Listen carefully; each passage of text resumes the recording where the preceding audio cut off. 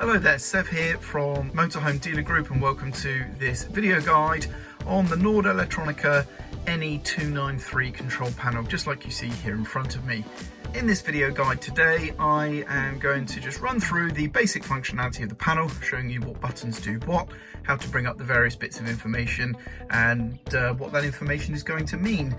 We're not going to be covering any troubleshooting or anything along those lines. That's beyond the scope of this video. So for any problem solving or anything of that nature, please do refer to your instruction manuals or seek the help of a technical professional.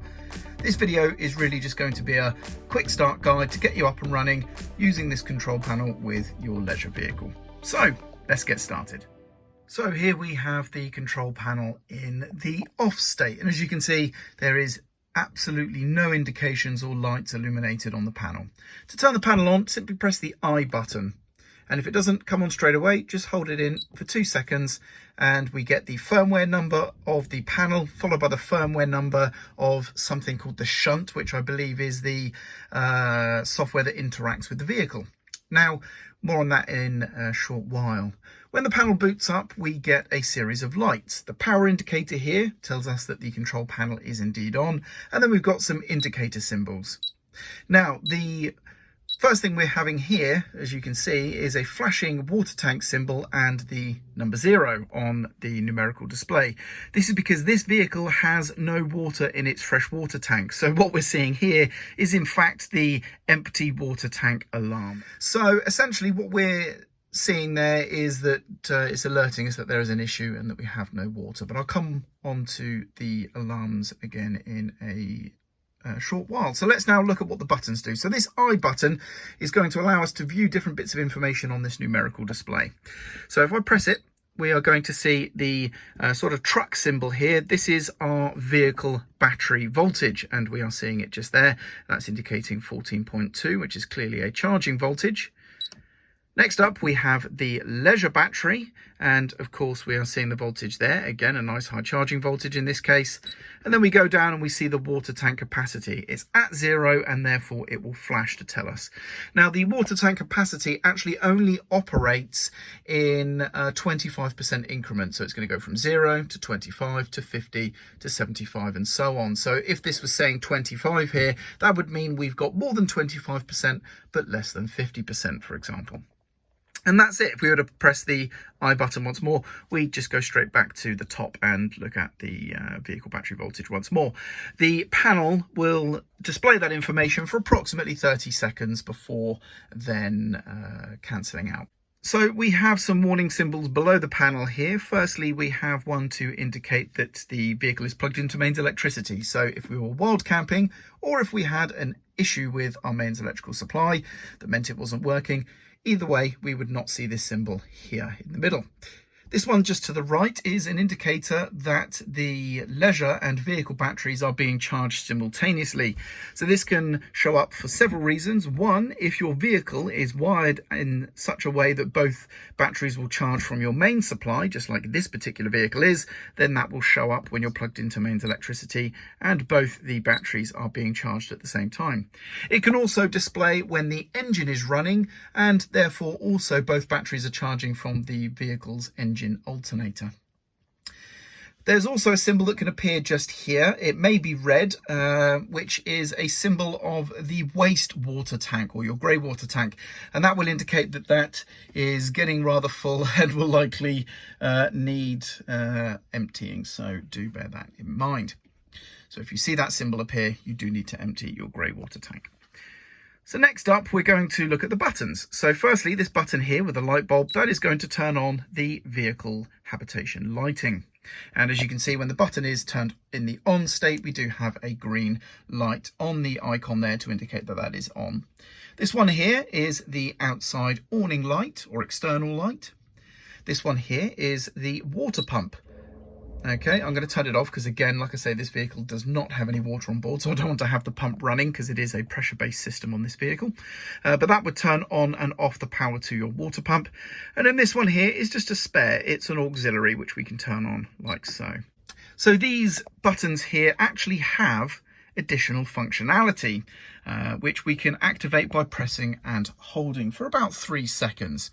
If I press and hold, the lights button here, we will see the words off appear temporarily. And what this is telling us is that I've now disabled this functionality. Well, the functionality that I have disabled in that process is that when I use the vehicle's remote key, if I unlock the vehicle or lock the vehicle, a courtesy light will turn on. And on this particular vehicle, it is this sort of lighting you see indirect around the top here.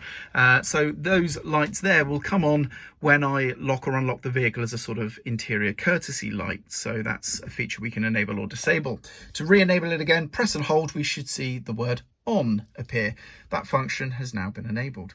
We can have the same thing for the exterior light. So if I press and hold here, I have now disabled that functionality for the external light too. So when we lock or unlock the habitation door on this vehicle, the exterior light will now not come on. If I want the exterior light to come on when I lock and unlock the vehicle for 30 seconds, then I re-enable it like so. So if it says on there, that means that system is active. So just to recap, these first two here, by pressing and holding, the left one here, the light symbol, will enable or disable the interior habitation lighting, acting as a courtesy light when we remotely lock or unlock the vehicle's cab. And then this one here on the external light, if we press and hold, will enable or disable the courtesy light of the external light coming on and off when we lock or unlock the habitation door via the vehicle's remote key. Next up, we have the water pump. If I press and hold this one down, we will see off as well. And this is just turning off the key beeps. So now when I press these buttons, they make no noise whatsoever. And if I want to re-enable that key beep, I press and hold till we see on, and now these will beep. There we go, when I turn them on and off. So that's that. And then lastly, we have the night mode. If I press and hold the auxiliary button here, we should see the word standby appear in the panel, and then that will disappear and all lights turn off except the dot. We just see a dot there to show the panel is on, but it's basically so that at night when we have all the lights off, this panel, if I turn off these lights here, you can see that these green LEDs here are quite bright, and at night that's actually going to be quite annoying, especially if somebody is sleeping in close proximity to the panel itself. But as you can see, even the alarm sounding is going to be quite annoying.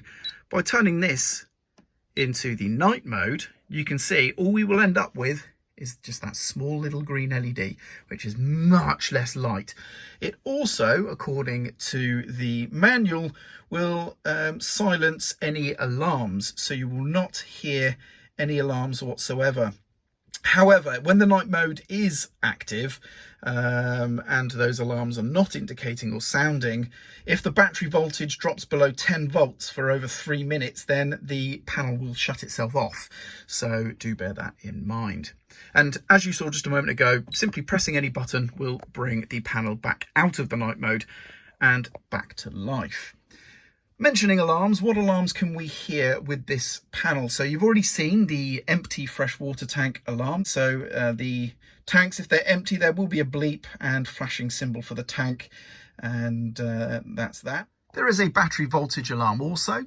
If the vehicle or engine battery drops below 11.8 volts, that will trigger the alarm.